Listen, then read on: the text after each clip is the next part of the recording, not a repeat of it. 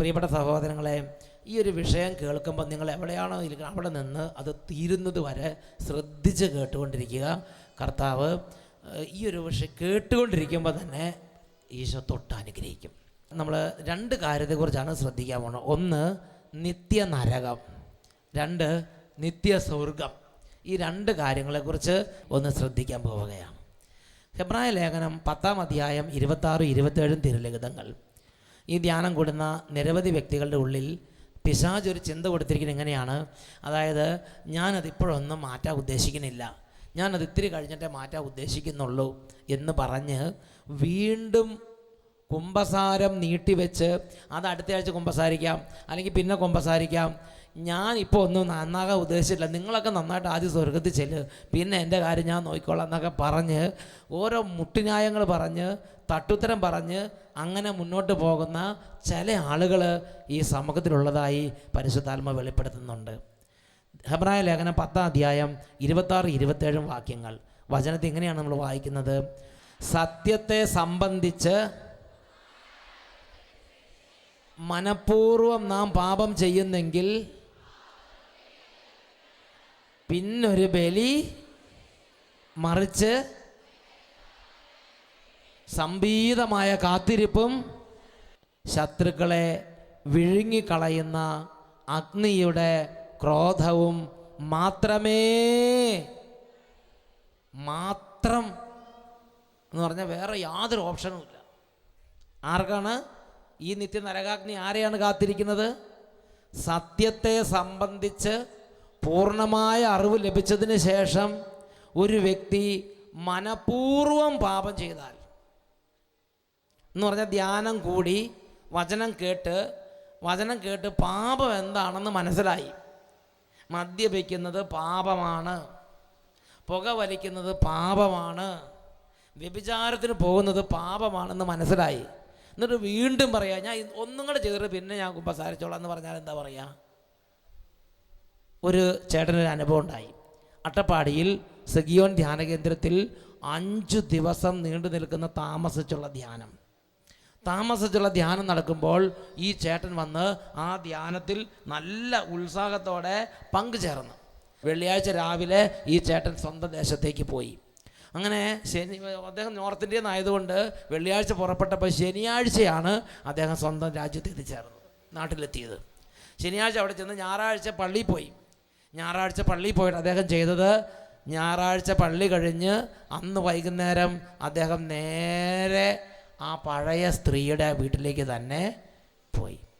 ഭാര്യയുടെ അടുത്തേക്കല്ല, ഭാര്യയും കുട്ടികളൊക്കെ ഉണ്ട്, വേറൊരു സ്ത്രീയുമായുള്ള അവിഹിത ബന്ധമുണ്ടായിരുന്ന ആ വ്യക്തി ആ ധ്യാനം കഴിഞ്ഞ് പാപം എന്താണെന്ന് മനസ്സിലായി പാപത്തെ ഉപേക്ഷിച്ച് കർത്താവിൻ്റെ വഴികളിലൂടെ നടക്കേണ്ടതിന് പകരം വീണ്ടും ആ ഞായറാഴ്ച വൈകുന്നേരം വ്യഭിചാര ബന്ധത്തിന്, അവിഹിത ബന്ധത്തിന്, ദാമ്പത്യ അവിശ്വസ്തതയ്ക്ക് വേണ്ടി നേരെ പടക്കളത്തിലേക്ക് പായുന്ന കുതിര പായണ മാതിരി അദ്ദേഹം നേരെ അങ്ങോട്ട് പോയി.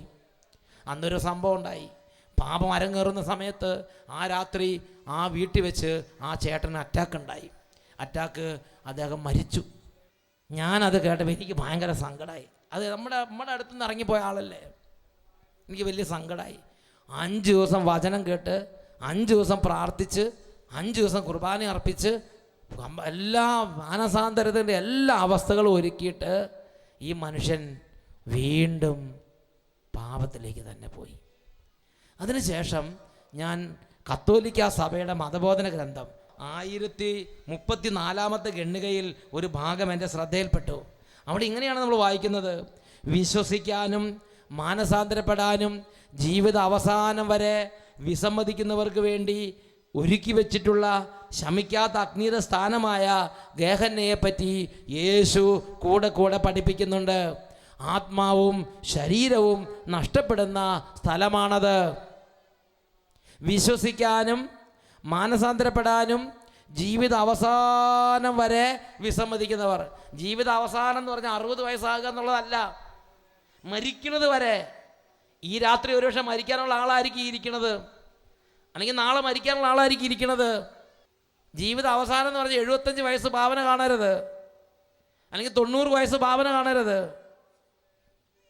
വിശ്വസിക്കാനും മാനസാന്തരപ്പെടാനും ജീവിത അവസാനം വരെ വിസമ്മതിക്കുന്നവർക്ക് വേണ്ടി കരുതി വച്ചിട്ടുള്ള ശമിക്കാത്ത അഗ്നിയുടെ സ്ഥാനമായ ഗേഹന്നയെ പറ്റി യേശു കൂടെ കൂടെ പഠിപ്പിക്കുന്നുണ്ട്. ആത്മാവും ശരീരവും നഷ്ടപ്പെടുന്ന സ്ഥലമാണത്. അതിൻ്റെ പേരാണ് നിത്യ നരകാഗ്നി, നിത്യ നരകം. വീണ്ടും 1035 ഖണ്ഡിക, അവിടെ തിരുസഭ ദൈവമക്കളെ പഠിപ്പിക്കുന്ന പ്രകാരമാണ്. 1035 നരകത്തിൻ്റെ അസ്തിത്വത്തെയും അതിൻ്റെ നിത്യതയെയും സഭയുടെ പ്രബോധനം സ്ഥിരീകരിക്കുന്നു എന്ന് പറഞ്ഞാൽ, ചില ആളുകൾക്ക് ഒരു സംശയമുണ്ട്. നരകമുണ്ടോ? നരകമുണ്ടെങ്കിൽ എവിടെയാ? അത് ആകാശത്തിലാണോ ഭൂമിയിലാണോ? അത് ഇവിടെ തന്നെയായിരിക്കും, വീട്ടിൽ തന്നെയായിരിക്കും, ഈ ഭർത്താവിൻ്റെ കൂടെയുള്ള ജീവിതം തന്നെയായിരിക്കും നരകം, അല്ലെങ്കിൽ ഭാര്യയുടെ കൂടെ തന്നെയുള്ള ജീവിതം തന്നെയായിരിക്കും നരകം എന്നൊക്കെ വ്യാഖ്യാനിച്ച് പോകുന്ന ചില ആളുകളുണ്ട്. പ്രിയപ്പെട്ട സഹോദരങ്ങളെ, ചിലപ്പോൾ ചില തിയോളജിയൻസ്, ചിലപ്പോൾ ചില പുസ്തകങ്ങൾ, ചിലപ്പോൾ ചില പ്രസംഗങ്ങൾ കേൾക്കുമ്പോൾ നമുക്ക് നരകം ഇല്ല എന്ന ഒരു തോന്നലുണ്ടാക്കും. എന്നോട് അങ്ങനെ ഒരാൾ പറഞ്ഞിട്ടുണ്ട്, ഈ നരകം എന്നൊക്കെ പറഞ്ഞ അട്ടപ്പാടി മാത്രമേ ഉള്ളൂ, അല്ലാതെ ആ അച്ഛൻ ജർമ്മനിയിൽ നിന്ന് വന്ന അച്ഛനാണ്. അപ്പോൾ അച്ഛൻ എന്നോട് പറഞ്ഞു, ഞങ്ങളുടെ നാട്ടിൽ ജർമ്മനിയിലൊന്നും നരകമില്ലെന്ന് പറഞ്ഞു. ശുദ്ധീകരണ സ്ഥലവും ഇല്ല, പിശാചും ഇല്ല അവിടെ, അതൊക്കെ ഈ അട്ടപ്പാടി തന്നെ ഉള്ളെന്ന് പറഞ്ഞു. അപ്പോൾ എനിക്ക് വലിയൊരു സംശയമായി. അതുകൊണ്ട് ഞാൻ പിന്നെ കുറേ കാലത്തേക്ക് ഈ കാര്യം മിണ്ടിയിട്ടില്ല. അപ്പോൾ ഞാൻ ദൈവത്തോട് പ്രാർത്ഥിച്ചു, ദൈവമേ, ജർമ്മനിയിലുള്ളവർക്കും അമേരിക്കയിലുള്ളവർക്കും യൂറോപ്പിലുള്ളവർക്കും ഇന്ത്യയിലുള്ളവർക്കും പഠിപ്പുള്ളവർക്കും പഠിപ്പില്ലാത്തവർക്കും അച്ഛന്മാർക്കും അൽമായർക്കും എല്ലാവർക്കും ബിഷപ്പുമാർക്കും മാർപ്പാപ്പയ്ക്കും എല്ലാവർക്കും ഒരുപോലെ സ്വീകാര്യമായ ഒരു പ്രബോധനം ഇതിനെക്കുറിച്ചുണ്ടെങ്കിൽ അത് വെളിപ്പെടുത്തി തന്നാൽ അത് പഠിപ്പിക്കാം. അല്ലാതെ ജർമ്മനി ചിലപ്പോൾ നരകത്തെക്കുറിച്ച് പഠിപ്പിക്കാതിരിക്കുക, അട്ടപ്പാടി വരുമ്പോൾ നരകത്തെക്കുറിച്ച് പഠിപ്പിക്കുക, അത് നടക്കുന്ന കാര്യമല്ല. അത് ഒരുപോലെ മതി എല്ലാവർക്കും എന്ന് കർത്താവിൻ്റെ സന്നദ്ധിയിൽ പറഞ്ഞ് പ്രാർത്ഥിച്ചപ്പോഴാണ് ഈ ഒരു പുസ്തകം പരിശുദ്ധാത്മാവ് വേഗം എത്തിച്ചു തന്നു. ഈ പുസ്തകത്തിൻ്റെ പേരാണ് catechism of the Catholic church, കത്തോലിക്ക സഭയുടെ മതബോധന ഗ്രന്ഥം. ഈ പുസ്തകത്തിൽ 1035 ഖണ്ഡികയിൽ അവിടെ പഠിപ്പിക്കുന്നത് ഇങ്ങനെയാണ്: നരകത്തിൻ്റെ അസ്തിത്വത്തെയും അതിൻ്റെ നിത്യതയെയും സഭയുടെ പ്രബോധനം സ്ഥിരീകരിക്കുന്നു. സ്ഥിരീകരിക്കുന്നു പറഞ്ഞാൽ എന്താ? അടിവരയിട്ട് ഉറപ്പിക്കുന്നു. നരകമുണ്ടോ നരകം ഇല്ലയോ എന്ന് ഇനി ചിന്തിക്കേണ്ട ആവശ്യമില്ല. നരകത്തിൻ്റെ അസ്തിത്വത്തെയും അതിൻ്റെ നിത്യതയെയും സഭയുടെ പ്രബോധനം സ്ഥിരീകരിക്കുന്നു, ഉറപ്പിക്കുന്നു. നരകം ഉണ്ടെന്നും നരകം നിത്യമാണെന്നും ഉറപ്പായും സഭ പഠിപ്പിക്കുന്നു. മാരക പാപത്തിൻ്റെ അവസ്ഥയിൽ മരിക്കുന്നവരുടെ ആത്മാക്കൾ മരിച്ചാൽ ഉടനെ നരകത്തിലേക്ക് നിപതിക്കുന്നു.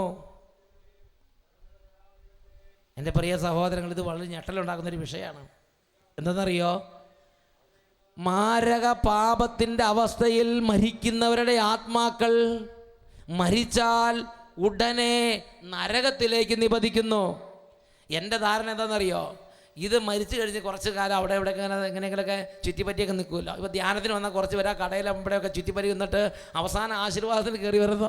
അതേമാതിരി ഈ മരിച്ചു കഴിഞ്ഞാൽ കുറച്ച് അവിടെ ഇവിടെയൊക്കെ ചുറ്റിപ്പറ്റിയൊക്കെ നിന്നിട്ട് മരിച്ച് ആ അവസാന വിധിയുണ്ടല്ലോ, യേശു രണ്ടാമത് വരുമ്പോൾ ഒരു വിധി, ഇടതുവശത്തും വലതുവശത്തും നിർത്തിയിട്ട് അവസാനം ഇടതുവശത്തുള്ളവരെ നരകത്തിലേക്ക് പറഞ്ഞയക്കുക, വലതുവശത്തുള്ളവരെ സ്വർഗത്തിലേക്ക് സ്വീകരിക്കുന്ന ആ ലാസ്റ്റ് വിധി, അന്ത്യവിധി. ആ അന്ത്യവിധിയുടെ സമയത്തായിരിക്കും നരകത്തിലേക്ക് സ്വർഗത്തിലേക്ക് എല്ലാം പോണതെന്ന് എൻ്റെ ചെറുപ്പകാലത്ത് ഞാൻ ചിന്തിച്ച് വെച്ചിരിക്കുകയായിരുന്നു. എന്നാൽ തിരുസഭ പഠിപ്പിക്കുന്ന എങ്ങനെയാണ്? അന്ത്യവിധിയുടെ സമയത്തല്ല മക്കളെ, നമ്മൾ മരിക്കുന്ന സെക്കൻഡിൽ തന്നെ, നമ്മൾ മരിക്കുമ്പോൾ നമ്മുടെ കൺമുമ്പിലേക്ക് നരകം ഇങ്ങോട്ട് വരും, അല്ലെങ്കിൽ സ്വർഗം ഇങ്ങോട്ട് വരും. നാം സ്വർഗത്തിന് യോഗ്യമായ ജീവിതം ജീവിച്ചാൽ മരിക്കുമ്പോൾ തന്നെ നമുക്ക് കാണാൻ പറ്റും നരകമാണോ സ്വർഗമാണോ നമുക്കുള്ളത് എന്ന് കാണാൻ പറ്റും.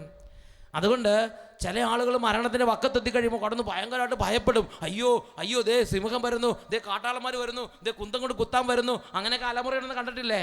വെറുതെ ഒന്നുമല്ല, അന്നേരം തലയ്ക്ക് പിടിച്ചാൽ നിൽക്കില്ല അതൊന്നും. കാരണം നേർക്ക് നേർ കണ്ടിട്ട്, പിശാചുക്കളെ കണ്ടിട്ടാണ് അലർന്നത്. ഞാനൊരു വികാരിയായിരുന്നു പള്ളിയിൽ. വികാരിയായിരുന്ന സമയത്ത് മരണത്തിൻ്റെ വക്കത്തെത്തിയ ആളുകൾ ഇങ്ങനെ കിടന്ന് പിച്ചും പെയ്യും പറയുമ്പോൾ എന്നെ തലയ്ക്ക് പിടിപ്പിക്കാൻ കൊണ്ടുപോകും. തലയ്ക്ക് പിടിച്ചാലും നിൽക്കില്ലത്.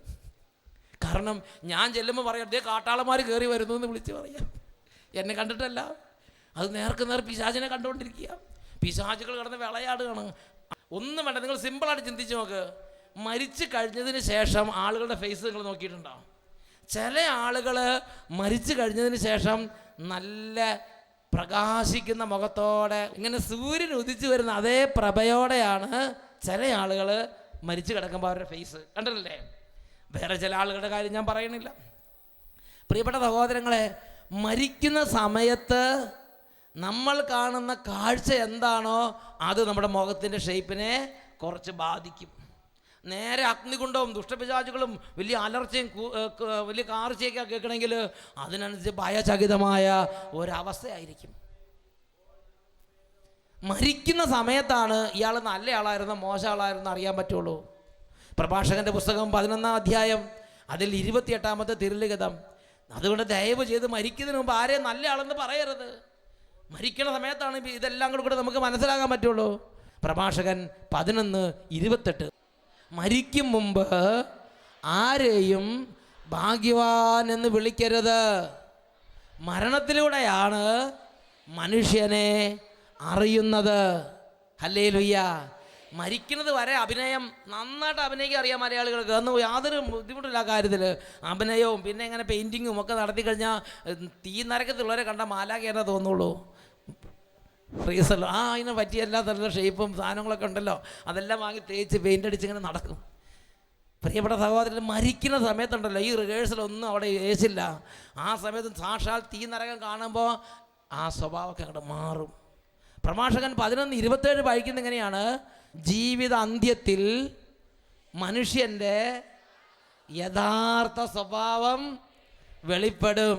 ഉറക്കെ പറ ഹല്ലേലൂയ.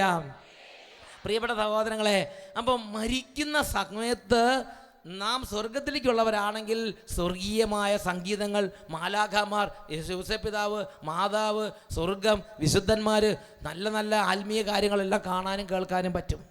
എന്നാൽ നാം മാരക പാപത്തിൽ ജീവിക്കുന്നൊരു വ്യക്തിയാണെങ്കിൽ മരിക്കുന്ന സമയത്ത് ദുഷ്ടപിശാചുകളുടെ അലർച്ച, പിശാചുകളുടെ കൂത്താട്ടം, വിളയാട്ടം, തീ നരകം ഇതെല്ലാം നമ്മുടെ കൺമുമ്പിലേക്ക് കാണുമാറാകും. നിങ്ങളിപ്പോൾ ചിന്തിച്ച് നോക്കിയാൽ, നിങ്ങളിന്ന് മരിക്കുകയാണെങ്കിൽ നിങ്ങളുടെ കൺമുമ്പിൽ എന്ത് വരും എന്നൊന്നിപ്പോൾ പറച്ച് ആറ്റുള്ളവരോട് പറയണ്ട, ആലോചിച്ചാൽ മതി.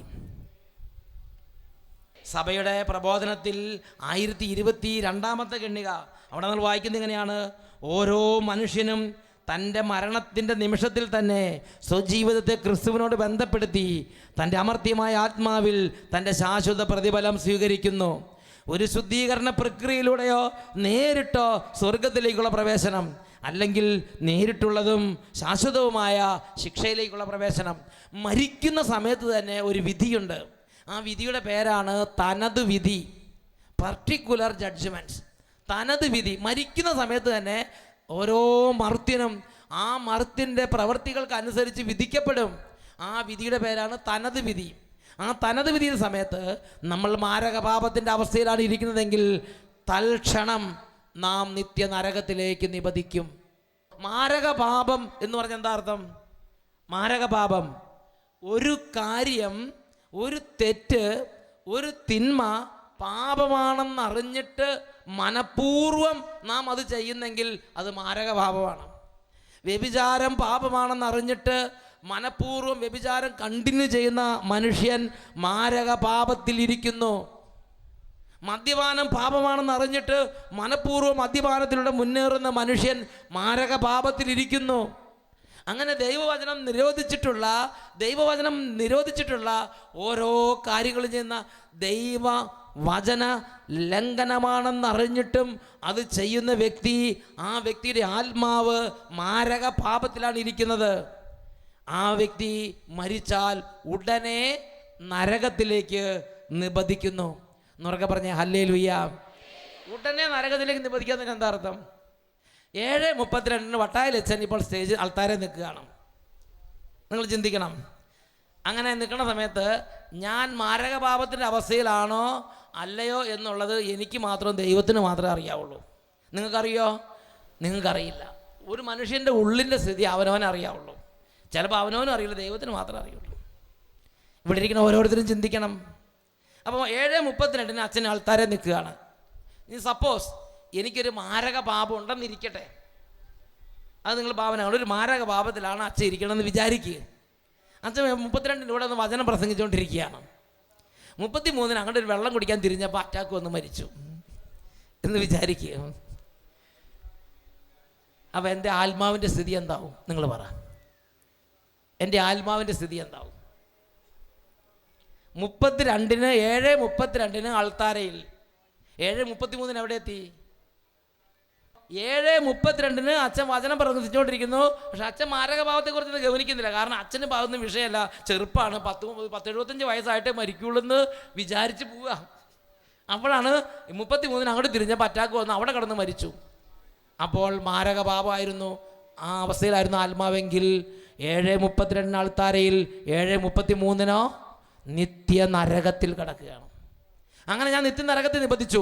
ഉടനെ നിങ്ങളെല്ലാവരും കൂടി ഒരു മെമ്മോറാണ്ട ജാഥയായി ദൈവത്തിൻ്റെ അടുത്ത് വന്ന് പറഞ്ഞു, അയ്യോ അത് പാവ അച്ഛനാ, ഇത് ധ്യാനം കഴിഞ്ഞ് കുമ്പസാരിക്കാൻ വേണ്ടി ഇരിക്കുകയായിരുന്നു, അതുകൊണ്ട് പാവാണേ, രക്ഷിക്കണേ, ഞങ്ങളുടെ ഇടവേഗ വന്നപ്പോൾ മരിച്ചതാണേ, രക്ഷിക്കണേ എന്ന് പറഞ്ഞാൽ അവിടെ യേശുവോ?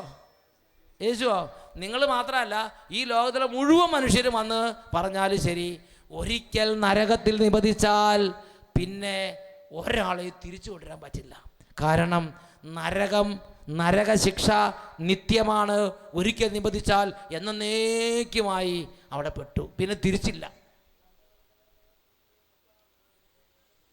Praise the Lord. എന്നൊക്കെ പറഞ്ഞ ഹല്ലേലൂയ. അപ്പം നാം മാരകപാപത്തിൻ്റെ അവസ്ഥയിലാണ് ഇരിക്കുന്നതെങ്കിൽ നമ്മളും നിത്യനരകവും തമ്മിൽ എത്ര ദൂരമുണ്ട് മക്കളെ? എത്ര ഡിസ്റ്റൻസ് ഉണ്ട്? നമ്മൾ നിത്യനരകവും തമ്മിലുള്ള ഡിസ്റ്റൻസ് എത്ര?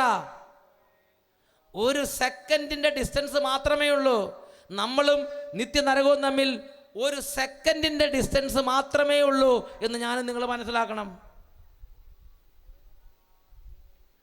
നമ്മൾ മാരകപാപത്തിൻ്റെ അവസ്ഥയിലാണെങ്കിൽ, അത് ഉദ്ദണ്ഡമായ നല്ല തണ്ടും തടിയുള്ളവരാണെങ്കിലും ആരോഗ്യമില്ലാത്തവരാണെങ്കിലും രോഗിയാണെങ്കിലും ആരാണെങ്കിലും ഏത് സമയത്ത്, ഞാൻ ഓർക്കട്ടെ ഒരു അച്ഛൻ്റെ കാര്യം. ഒരച്ഛനും ഉണ്ട്, അച്ഛൻ്റെ ചേട്ടനുണ്ട്, 2 പേര് അച്ഛന്മാരാണ്. അതിൽ ഒരച്ഛൻ നോർത്ത് ഇന്ത്യയിൽ ശുശ്രൂഷ ചെയ്യാണ്. ഒരച്ഛൻ 35 വയസ്സുള്ള അച്ഛൻ കേരളത്തിൽ. നോർത്ത് ഇന്ത്യയിൽ അച്ഛൻ 50 വയസ്സുണ്ട്, വലിയച്ഛനാണ്. കേരളത്തിലെ അച്ഛൻ്റെ അനിയനാണ് കേരളത്തിലെ അച്ഛന് 35 വയസ്സേ ഉള്ളൂ. അങ്ങനെ ഇരിക്കുമ്പോൾ പാലായിൽ ഒരു കല്യാണം, പാലായിലാണ് തിരുവിതാംകൂർ ഭാഗത്ത് ഏതൊരു സ്ഥലത്ത് ഒരു ബന്ധുവിൻ്റെ കല്യാണം വന്നപ്പോൾ അവർ അച്ഛന്മാരൊക്കെ വിളിച്ചു. അപ്പോൾ ആ വലിയച്ഛൻ നോർത്ത് ഇന്ത്യ എന്ന് പറഞ്ഞ്, ഞാനിവിടെ മിഷണറിയാണ്, ഒരു കല്യാണത്തിനോട് ഇത്രയും ദൂരം ഒന്നും വരാത്തതൊന്നും എളുപ്പമല്ല, അതുകൊണ്ട് അത് നിങ്ങളതിനെ നടത്തിയാൽ മതി എന്ന് പറഞ്ഞു. അപ്പോൾ എൻ്റെ അനിയനുണ്ടല്ലോ, അനിയൻ അവിടെ നടത്തിക്കൊള്ളൂ എന്ന് പറഞ്ഞ് അത് അനിയനെ ഏൽപ്പിച്ചു. അച്ഛൻ ഇവിടെ, മറ്റേ അനിയനച്ഛൻ ഇവിടെ കേരളത്തിൽ തന്നെയാണ്. അച്ഛൻ വന്ന് ശരി എന്നാൽ വലിയച്ഛൻ വരണ്ട, ഞാൻ തന്നെ നടത്തിക്കൊള്ളാം എന്ന് പറഞ്ഞ് ഈ 35 വയസ്സുള്ള അച്ഛൻ കല്യാണം വിശ്വാസത്തോടെ ഏറ്റെടുത്തു. അങ്ങനെ കല്യാണത്തിൻ്റെ ആദ്യത്തെ പരിപാടിയൊക്കെ ഉണ്ട്, പാട്ടുപാടി എല്ലാവരും കയറി കാപ്പയൊക്കെ ഇട്ടു, ഇതൊക്കെ തുടങ്ങി. അത് കഴിഞ്ഞു ഇങ്ങനെ മോതിരം കൊടുത്തു, മാല കൊടുത്തു. സീറോ മലബാർ സഭയുടെ ക്രമം അനുസരിച്ച് പല ചിട്ടങ്ങളൊക്കെ ഉണ്ട്, അതൊക്കെ അനുസരിച്ച് താലി കൊടുത്തു, താലിയൊക്കെ കെട്ടി. പിന്നെ ഈ മോതിരം കൊടുക്കണു. അതെല്ലാം കഴിഞ്ഞ് അച്ഛൻ ബൈബിൾ എടുക്കാൻ വേണ്ടി അൾത്താരയിലേക്ക് തിരിഞ്ഞപ്പോൾ ആ സമയത്ത് അവിടെ കിടന്ന് മരിച്ചു. കുർബാനയുടെ ഇടയ്ക്ക് ഒരു കേടുമില്ലാത്ത അച്ഛൻ, 35 വയസ്സ്. ഇങ്ങനെ ഇതെല്ലാം കഴിഞ്ഞ് അടുത്തത് ഞാൻ അവിടുന്ന് ബൈബിൾ എടുത്ത് വന്ന് വിവാഹ പ്രതിജ്ഞയുണ്ട്, ആ വിവാഹ പ്രതിജ്ഞയ്ക്ക് വേണ്ടി ബൈബിൾ എടുക്കാൻ വേണ്ടി തിരിഞ്ഞപ്പോൾ വേറെ ഒരു രോഗവും ഇല്ല, അവിടെ മരിച്ചു. ഈ വചനപ്രഘോഷണം പൂർത്തിയാക്കുന്ന പ്രിയപ്പെട്ട സഹോദരങ്ങളെ, ആർക്കും ഒരു ഉറപ്പുമില്ല. ആ അച്ഛൻ, ഞാൻ ആലോചിക്കാറുണ്ട് അന്നത്തെ രംഗം എന്തൊക്കെ ഞാൻ കേട്ടതേ ഉള്ളൂ. ആ വലിയച്ഛൻ വന്ന് പറഞ്ഞു, എൻ്റെ അനിയനച്ഛൻ ഇങ്ങനെയാണ് മരിച്ചത്, ഒരു കല്യാണത്തിന് നടുവിൽ മരിച്ചു അച്ഛൻ എന്ന് പറഞ്ഞു. അപ്പോൾ ഞാൻ ആ രംഗം ഒന്ന് ഭാവന കണ്ട് നോക്കി. Praise the Lord. അപ്പോൾ ന്യായമായും അച്ഛന് പറയാം, കല്യാണമാണ് അവരുടെ ജീവിതത്തിൽ ആകെ ഉണ്ടാകുന്ന സംഭവമാണത്, ഒരു തവണ പറ്റുള്ളത്. അപ്പോൾ അതുകൊണ്ട് ഈ കല്യാണം നാശാക്കാൻ നിൽക്കണ്ട. ഇതിന് ശേഷം ഞാൻ വന്ന് അപ്പുറത്തേക്ക് സങ്കീർത്തി പോയി, കല്യാണം കെട്ട് കഴിഞ്ഞ് വന്ന് സങ്കീർത്തി കിടന്ന് മരിച്ചോളാം, അങ്ങനെ പറയാൻ പറ്റുമോ? എവിടെയാണോ മരണം വരേണ്ടത് അവിടെ വെച്ചങ്ങോട്ട് പോകണം, അത്രേ ഉള്ളൂ. സഭാപ്രസംഗൻ്റെ പുസ്തകം 8-ാം അധ്യായം 8-ാം വാക്യം, സഭാപ്രസംഗൻ 8-ാം അധ്യായം 8-ാം വാക്യം പഠിപ്പിക്കുന്നതാണ്, പ്രാണനെ പിടിച്ചു നിർത്താനോ മരണസമയം നിശ്ചയിക്കാനോ ആർക്കും സാധ്യമല്ല. പ്രിയപ്പെട്ട സഹോദരങ്ങളെ, അപ്പോൾ മരിക്കുന്ന സമയത്ത് നമ്മുടെ ആത്മാവിൻ്റെ സ്ഥിതി എന്താണ് എന്നുള്ളത് വളരെ പ്രധാനപ്പെട്ടതാണ്. മരിക്കുന്ന സമയത്ത് വരപ്രസാദ അവസ്ഥയിലാണെങ്കിൽ സ്വർഗസ്ഥനായ പിതാവിന് യോഗ്യമായ അവസ്ഥയിലാണെങ്കിൽ മരിക്കുന്ന സെക്കൻഡിൽ തന്നെ മോക്ഷഭാഗ്യത്തിലേക്ക് നാം പ്രവേശിക്കും. നമ്മൾ നമ്മുടെ സ്വന്തം ആത്മാവിൻ്റെ സ്ഥിതിയെക്കുറിച്ച് ഗവനിക്കാതെ നടന്നു. നമ്മൾ അങ്ങനെ ചിളിച്ചും കളിച്ചൊക്കെ നടന്നു. നനച്ചിരിക്കാത്ത നേരത്ത് മത്സ്യം വലയിൽ കുടുങ്ങുന്നത് പോലെയും പക്ഷി കെണിയിൽ നിവദിക്കുന്നത് പോലെയും നനച്ചിരിക്കാത്ത നേരത്ത് മരണം മനുഷ്യനെ പിടികൂടും. അപ്പോൾ ആത്മാവിൻ്റെ സ്ഥിതി എന്താണ് എന്നുള്ളത് വളരെ പ്രധാനപ്പെട്ട കാര്യമാണ്. ദൈവത്തിൻ്റെ വചനത്തെ അടിസ്ഥാനപ്പെടുത്തി ദിവസവും പഠിപ്പിക്കുകയാണ്. ആത്മാവ് മാരകപാപത്തിൻ്റെ അവസ്ഥയിലാണ് ഇരിക്കുന്നതെങ്കിൽ മരിക്കുന്ന സെക്കൻഡിൽ തന്നെ ആ ആത്മാവ് നിത്യനരകത്തിലേക്ക് നിബന്ധിക്കും. പിന്നെ ഒരാൾക്കും ഒരു ക്രിയ കൊണ്ടും രക്ഷിക്കാൻ സാധ്യമല്ല. മരിച്ചവർക്ക് വേണ്ടിയുള്ള പ്രാർത്ഥനകളും കർമ്മങ്ങളും നരകത്തിൽ പോയവർക്ക് വേണ്ടിയുള്ള പ്രാർത്ഥനകളും കർമ്മങ്ങളുമാണെന്ന് വിചാരിക്കരുത്. നരകത്തിൽ പോയവർക്ക് വേണ്ടി അല്ല സഭ പ്രാർത്ഥിക്കുന്നത്. ശുദ്ധീകരണ സ്ഥലത്തിൽ സങ്കടം അനുഭവിക്കുന്ന ആത്മാക്കളുണ്ടെങ്കിൽ അവർക്ക് മാത്രമേ നമ്മുടെ ഈ മരിച്ചവർക്ക് വേണ്ടിയുള്ള കർമ്മങ്ങൾ കൊണ്ട് പ്രയോജനമുണ്ടാവുകയുള്ളൂ. പ്രൈസ് ദി ലോർഡ് എന്നുറക്കെ പറഞ്ഞ ഹല്ലേലൂയ. നിങ്ങളുടെ കുടുംബത്തിൽ നിന്ന് ഒരാൾ നരകത്തിൽ പോയി എന്ന് ഉറപ്പാണെങ്കിൽ ഇനി അവർക്ക് വേണ്ടി പ്രാർത്ഥിച്ചിട്ട് ഒരു കാര്യമില്ല. നമ്മൾ ഒരാൾ നരകത്തിൽ പോയെന്ന് ഇതുവരെ നമ്മൾ ഉറപ്പിച്ച് പറയാൻ നമുക്ക് പറ്റില്ല. നമുക്ക് പറ്റുമോ? നിങ്ങൾക്ക് ആർക്കെങ്കിലും പറ്റുമോ? നിങ്ങളുടെ അപ്പൻ നരകത്തിലാണെന്ന് പറയാൻ പറ്റുമോ? നമുക്ക് പറയാൻ പറ്റില്ല. ചിലപ്പോൾ ഏതെങ്കിലും അവസരത്തിൽ അനുദപിക്കുകയോ കുമ്പസാരിക്കുകയോ ചെയ്തിട്ടുണ്ടെങ്കിൽ അത് അപ്പന് മാത്രമേ അറിയാവുള്ളൂ അപ്പൻ്റെ ആത്മാവിൻ്റെ സ്ഥിതി. എന്തായാലും സഭ പഠിപ്പിക്കുകയാണ്, മാരക പാപത്തിൻ്റെ അവസ്ഥയിൽ മരിക്കുന്നവരുടെ ആത്മാക്കൾ മരിച്ചാൽ ഉടനെ നരകത്തിലേക്ക് നിബന്ധിക്കുന്നു. അവിടെ അവർ നിത്യാഗ്നിയായ നരകപീഡനങ്ങൾ അനുഭവിക്കുന്നു. നരകത്തിലെ അവസ്ഥയെക്കുറിച്ച് അത് ഓരോരുത്തരുടെ ഇൻ്റലക്ച്വൽ കപ്പാസിറ്റി അനുസരിച്ച് അവർക്ക് മനസ്സിലാക്കാം. ഫിലോസഫിക്കൽ മൈൻഡുള്ളവരുണ്ട്, മാത്തമാറ്റിക്കൽ മൈൻഡുള്ളവരുണ്ട്, സാഹിത്യകാരന്മാരുടെ ഭാവനയുള്ളവരുണ്ട്. പല വിധത്തിലുള്ള മൈൻഡാണ് നമുക്കുള്ളത്. അവരവരുടെ മൈൻഡ് അനുസരിച്ച് മനസ്സിലാക്കുക. എന്തായാലും അതികഠിനമായ കഠിന വേദനയുടെ അഗ്നിയിൽ വെന്തുരുക്കുന്നത് പോലെയുള്ള വേദനയുടെ ഒരു അനുഭവമായിരിക്കും അതെന്നുള്ളതാണ് ദൈവവചനത്തിൻ്റെ സാരസത്ത. എന്നുറക്കെ പറഞ്ഞ ഹല്ലേലൂയ. അതൊരു സ്ഥലമാണോ, അതൊരു അവസ്ഥയാണോ, അത് തീയാണോ, അതൊരു മുറിയാണോ, അതൊക്കെ ഓരോരുത്തരുടെയും ഇൻ്റലക്ച്വൽ കപ്പാസിറ്റി അനുസരിച്ച് അവരവർ ചിന്തിക്കട്ടെ. എന്നുറക്കെ പറഞ്ഞ ഹല്ലേലൂയ. പ്രിയപ്പെട്ട സഹോദരങ്ങളെ, നരകം നിത്യമാണ്. ആ നരകത്തിൽ നിബന്ധിക്കുക അത് ഭയങ്കരമായ ജീവിത സർവവും നഷ്ടമാകുന്ന സമയമാണത്. എഴുന്നേറ്റ് നിൽക്കാം. നമ്മൾ തുടർന്ന് ആരാധന ശുശ്രൂഷയിലേക്ക് പ്രവേശിക്കുകയാണ്.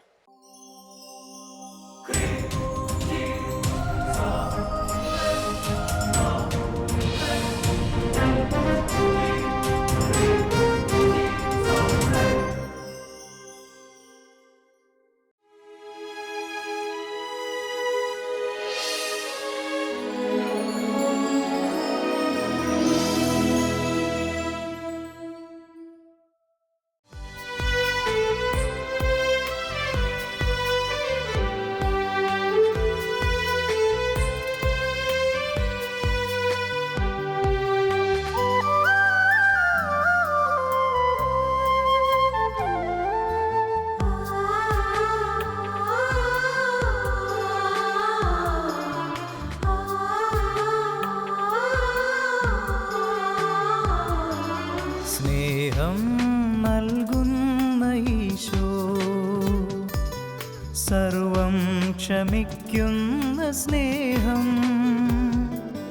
സാദരം കുമ്പിടാം, പാണികൾ കൂപ്പിടാം, പരിശുദ്ധദാനത്തെ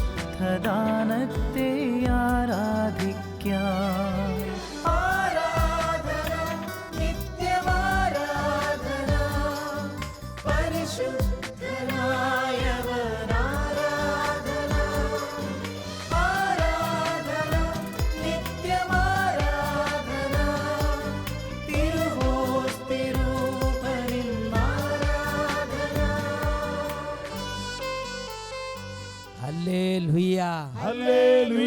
പ്രിയപ്പെട്ട ദൈവമക്കളെ, നമ്മുടെ ഹൃദയം കല്ല് പോലെ യേശുവിനോടൊരു താല്പര്യമോ തുറവയോ ഇല്ലാതെ അടഞ്ഞു പോയിട്ടുണ്ടെങ്കിൽ, കല്ലിച്ചൊരു ഹൃദയമായിട്ടുണ്ടെങ്കിൽ ഈ നിമിഷം ഹൃദയം മാംസളമാക്കി തരണമേ എന്ന് പിതാവിൻ്റെ സന്നിധി പ്രാർത്ഥിക്കാം. ഈ ശുശ്രൂഷയിൽ പങ്കെടുക്കുന്ന ലക്ഷോപലക്ഷം മക്കളുടെ മേൽ സ്വർഗസ്ഥനായ പിതാവ് വരങ്ങൾ ചൊരിയുന്ന സമയമാണിത്. രണ്ട് കരങ്ങൾ ഉയർത്തി എളിമയോടെ ഉറക്കെ ഉച്ചത്തിൽ സ്തുതിക്കുന്നു. Hallelujah, hallelujah. ഓ യേശുവേ, തിരുരക്തം കൊണ്ട് എന്നെ കഴുകണമേ, എന്റെ ഹൃദയത്തെ കഴുകണമേ, എന്റെ മനസ്സിനെ കഴുകണമേ, എന്റെ ആത്മാവിനെ കഴുകണമേ, എന്നെ രക്ഷിക്കണമേ. തിരുരക്തത്താൽ എന്നെ കഴുകണമേ, തിരുച്ചോര തുള്ളിയ കഴുകണമേ, തിരുരക്തത്താൽ എന്നെ കഴുകണമേ, വിശ്വാസത്തോടെ തിരുച്ചോര തുള്ളിയ കഴുകണമേ, തിരുരക്തത്താലെ തിരുച്ചോരയാലെ എന്നെ പൂർണ്ണമായി കഴുകണമേ, പൂർണ്ണമായി കഴുകണമേ, തിരുരക്തത്താലെ തിരുച്ചോരയാലെ എന്നെ പൂർണ്ണമായി കഴുകണമേ, എന്നെ പൂർണ്ണമായി കഴുകണമേ.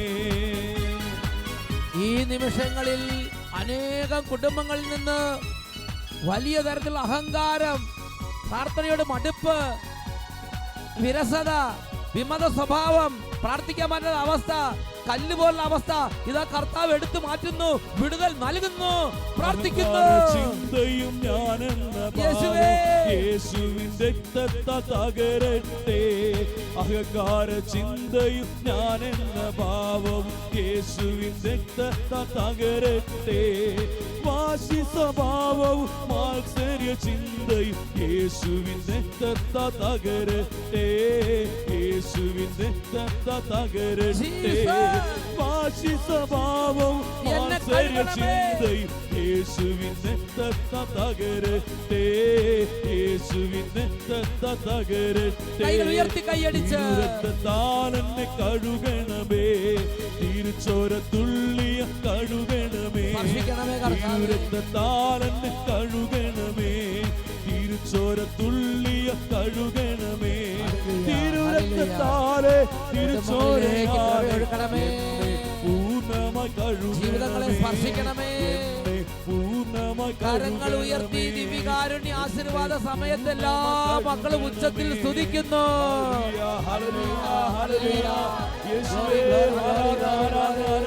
കർത്താവേ, കുടുംബങ്ങളിലേക്ക് അങ്ങയുടെ അത്ഭുതമായ കൃപകൾ ഇപ്പോൾ വർഷിക്കണമേ. പിതാവേ, വരങ്ങൾ ചൊരിയണമേ. യേശുവിനെ അറിയാൻ, യേശുവിനെ ആരാധിക്കാൻ, യേശുവിനെ അറിയിക്കാൻ, യേശുവിന് ശുശ്രൂഷകരാകാൻ, യേശുവിന് ശിഷ്യന്മാരാകാൻ ഓരോ കുടുംബങ്ങളിലേക്കും ഓരോ ജീവിതങ്ങളിലേക്കും സ്വർഗീയ വരങ്ങൾ ഇപ്പോൾ വർഷിക്കണമേ. Hallelujah, hallelujah. യേശുവേ, ആരാധന, ആരാധന, ആരാധന. Hallelujah, hallelujah, hallelujah.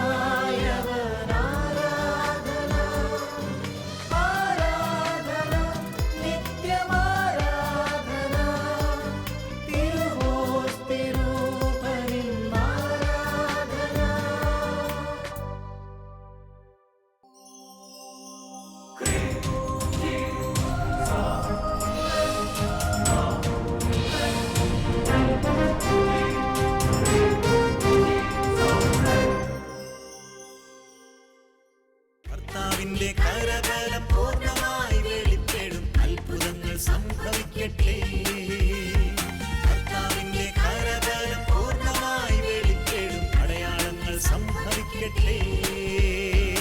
ഇന്നിവിടെ ഈ നിമിഷം ദൈവശക്തി വെളിപ്പെടട്ടെ. ഇന്നിവിടെ ഈ നിമിഷം ദൈവശക്തി വെളിപ്പെടട്ടെ. ഇന്നും ജീവിക്കുന്ന യേശുവിന്റെ സാന്നിധ്യത്തെ ജനതകൾ കണ്ടിടട്ടെ.